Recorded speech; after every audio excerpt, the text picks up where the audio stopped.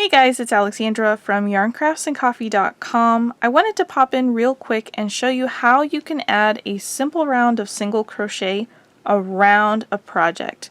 Now that could be around a washcloth like I have here, or that could be around a blanket or a scarf or anything that you've worked as a square or a rectangle and you want to add a simple round. I am showing single crochet. The same principles do apply when working other stitch patterns. And if you wanted to add additional rounds on top of this first round, you could do that. I usually keep it pretty simple with single crochet.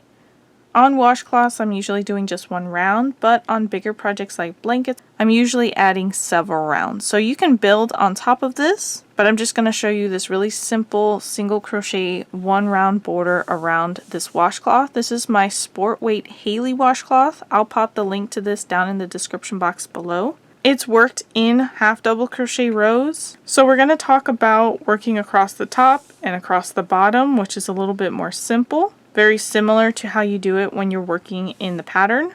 We're also going to talk about how to work down and up the side when working into the edge of half double crochet fabric. And lastly, we are going to touch on increase options for the corners if you prefer a more rounded look or a more squared look. There are lots of variations that you can do. I'm just going to talk about 4 of them.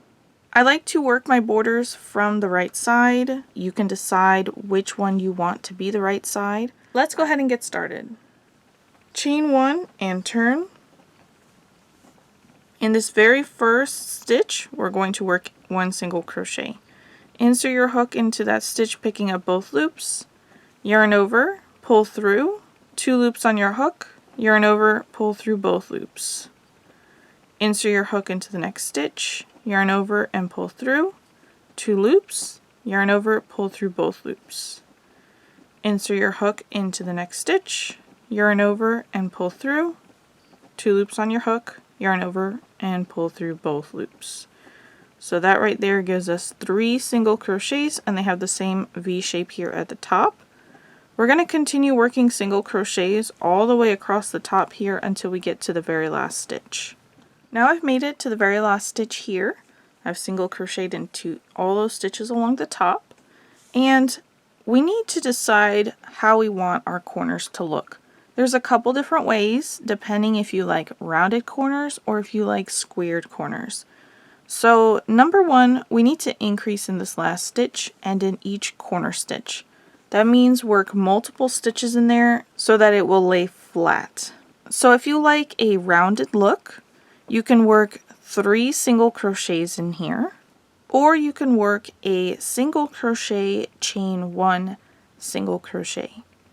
If you like a more squared look, you can work a single crochet, half double crochet, single crochet in there, or you could work a single crochet, chain 2 single crochet.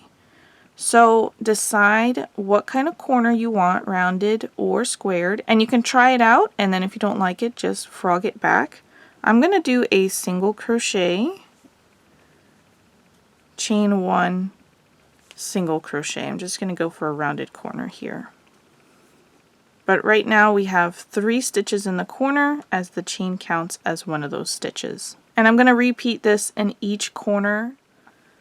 Now I'm going to single crochet evenly down the side here. And when we work down the side and up the side, they're going to be worked similar to each other. So the rule for working in half double crochet rows is 3 stitches per 2 rows. So I'm going to come down here for a moment where you see the wrong side and the right side. You're going to evenly work all the way down the same way, but looking here at the right side, it's really easy to see that last stitch here. It has like a long leg and then a short leg and then a leg that swoops over. Right in the center of that stitch along the edge is where you're going to work 1 stitch, and then going into the wrong side here, it just looks like a hole. Those are the 2 that are going to stick out the most to you, and that's where you're going to put 1 stitch in the hole and 1 stitch in the side edge of that V. And then since we need 3 stitches per 2 rows, we know we need to work 1 in the center of those. And there's a little stitch right there too. but sometimes the one in the center is a little bit harder to see. So I always look for that hole and for that V shape. So as you go along, you'll see that if you break down the stitches into 2 rows, at the top we just finished working into that hole, then we have that stitch in the middle, and then that V shape underneath it. Then we start over. The hole, the stitch in the middle, and then the V shape. The other side looks a little bit differently because we're looking at the back side of all that, but you work it the same exact way. So I like to keep track as I'm going. I just make sure I count 3 stitches in my head as I go along, and then I'll know that I didn't add or take away any stitches. So we've just worked into that hole at the top, and now we're going to work into that stitch in the center. Insert right into the center of that little tiny hole that you see. That's going to be right underneath the top leg and right above the bottom leg that you see in there, right in the center of that. Then complete your single crochet. Then you insert right into the center of that V shape, breaking it in half. You're going to notice when you work these stitches that you have 2 loops on your hook. That's what I recommend for the most secure hold, so it doesn't pull your fabric out and create any holes on the sides. And complete your single crochet. That completes the 3rd stitch there for those 2 rows. Now we start over again. We have that hole. We'll insert right in the center of it. Complete a single crochet. The stitch in the middle, right into that little hole, breaking the stitch in half always. Complete your single crochet. And then into the center of the V shape.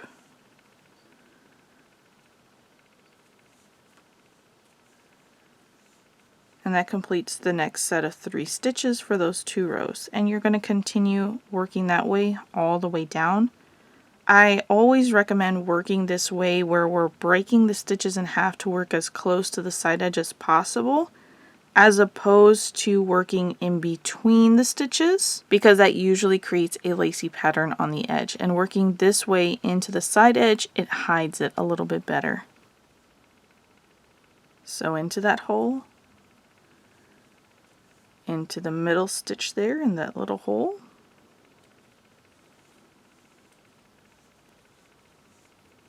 and into the V stitch.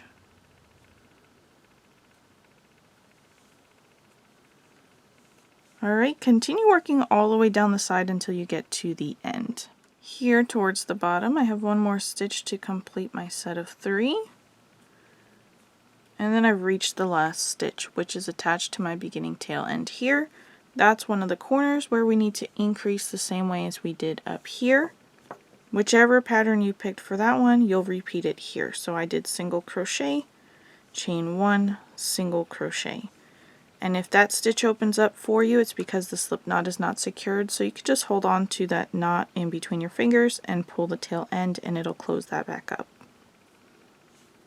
And we'll secure that in a moment when we weave in our ends. I'm going to now work on the opposite side of the foundation chain into each one of those chains, very similarly to how I did in the beginning. Just inserting right into the center of that stitch and then completing my single crochet. Right in the center of the next stitch and complete my single crochet. And each one of these are outlined pretty similar to how it is when you work the top of the border as well. Just follow all the stitches there along the bottom all the way until you get to the very end, and then we're going to increase as well. Here I've worked all the way across, all the way to the end. Now I've worked 1 stitch there in that last stitch, but this is actually where I need to increase. So this is where the beginning chain is, and that's why it looks differently than the other side. This is where we chained all the way across, and then we skipped a couple chains and started working backwards. So these are the skip chains. Down here where I've worked the last stitch is one of those chains, and then above it, which has come over to the side, that's another one of the chains. So here in the last stitch that's on the bottom is where I'm going to increase. So I've worked one single crochet in there. I'm going to complete that by working a chain 1 and one more single crochet into the same exact stitch. And now that corner is complete, and I'm going to rotate to work up the side of the washcloth now. And as I mentioned before, it's going to look a little different because we're looking at the back side of these rows from where we turned. And that row in the middle looks a little bit more complicated because it has 2 little holes. Don't let that confuse you. Look for those 2 big anchor stitches, the V-like shape at the end of one row. On this side, it's from the wrong side. And then going on to the right side row above it, you have that hole. Then you know you have 1 stitch in that hole, 1 stitch in that V shape, and you need to put 1 stitch in the center of those. So I'm going to come down here real quick, and I'm going to look for those anchor stitches. I see here's the hole, and I see here's the back of the V shape, and I have 1 stitch here that's going to go in the center. So I'm going to go ahead and add that stitch there. It's the most natural next stitch for you to go to. It's actually the chain that we talked about. And now you can start in pattern. In the center of that V shape there, working along the side edge the same as before.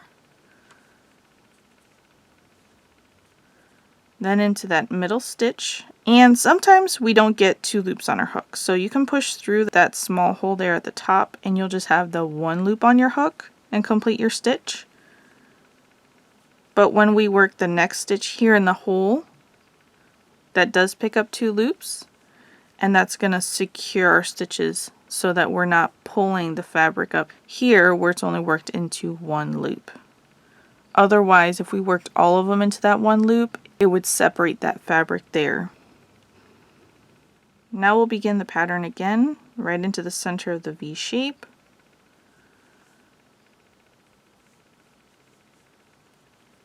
In the middle, this time just picking up that 1 loop, but that's okay. And then into the hole above it. And you'll continue in this process all the way up. Now that I've made it all the way around, I have 1 more stitch here to work into that looks like the V shape. I'm going to insert right in the center of that stitch.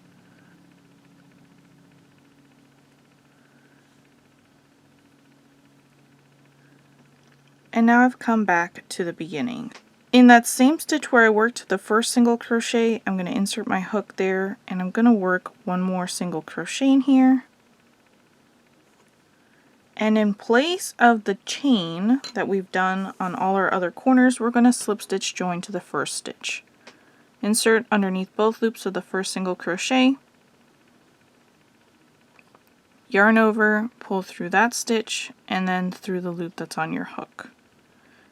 And now this corner increase is complete. I'm going to go ahead and fasten off here with the tail end long enough I can comfortably weave in. Come back to this loop here on my hook, pull up on it to break it.